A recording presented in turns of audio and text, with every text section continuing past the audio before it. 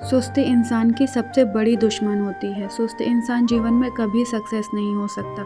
सुबह जब हम उठते हैं तो कभी कभी हमें सुस्त सा, दिमाग डल सा फील होता है। ये कहानी आपको एक्टिव रहने और सक्सेस हासिल करने पर मजबूर कर देगी। और आखिरी में 5 इफ़ेक्टिव आइडियाज़ भी बताऊंगी जो मैंने और मेरी टीम ने अपनाए हैं। एक बार एक चिड़िया ने खेत के बीचों बीच घोंसला बनाया और उस पे अंडे भी दे दिए। अंडों में से जल्दी ही बच्चे भी बाहर आ गए। चिड़िया खाना लेने के लिए जंगल जाया करती थी।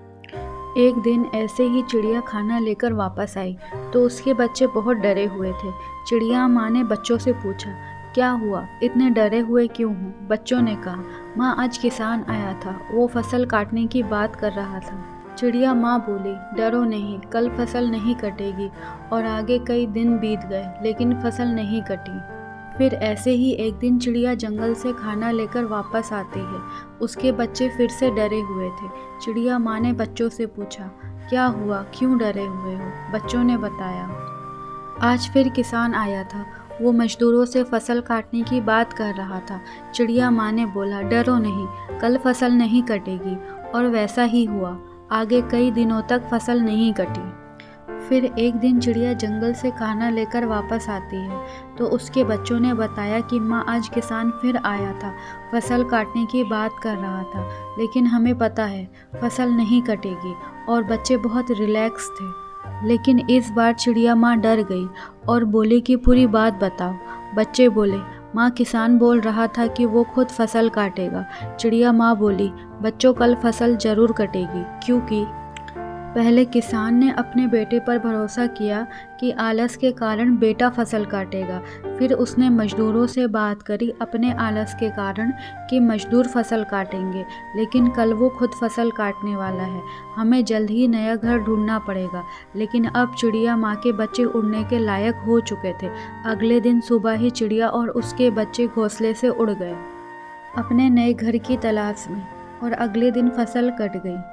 किसान अपने आलस के कारण कभी अपने बेटे पर तो कभी मजदूरों पर काम टाल रहा था।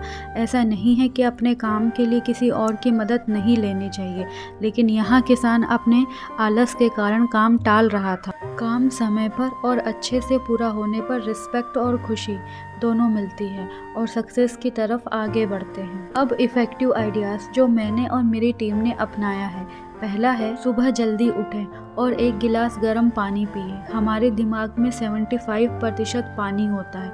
दिमाग के सही फंक्शनिंग के लिए पर्याप्त मात्रा में पानी पीना ज़रूरी है। अनुलोम विलोम करें, इससे आपके लेफ्ट और राइट हेमिस्फेयर संतुलित होते हैं।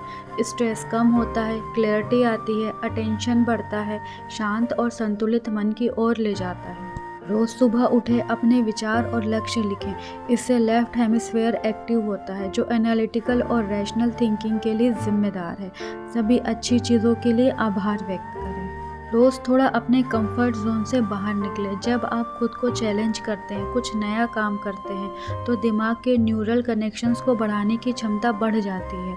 नई एक्टिविटीज़ करें, नई स्किल्स सीखें, चैंटिंग करें, मंत्र जाप करें। इसके रिपीटेशन से कंसंट्रेशन और मेमोरी बढ़ती है, वेगस नर्व एक्टिव होती है। मेरे साथ अब तक बने रहने के लिए, अपना कीमती वक्त मुझे देने के लिए आपका बहुत बहुत शुक्रिया।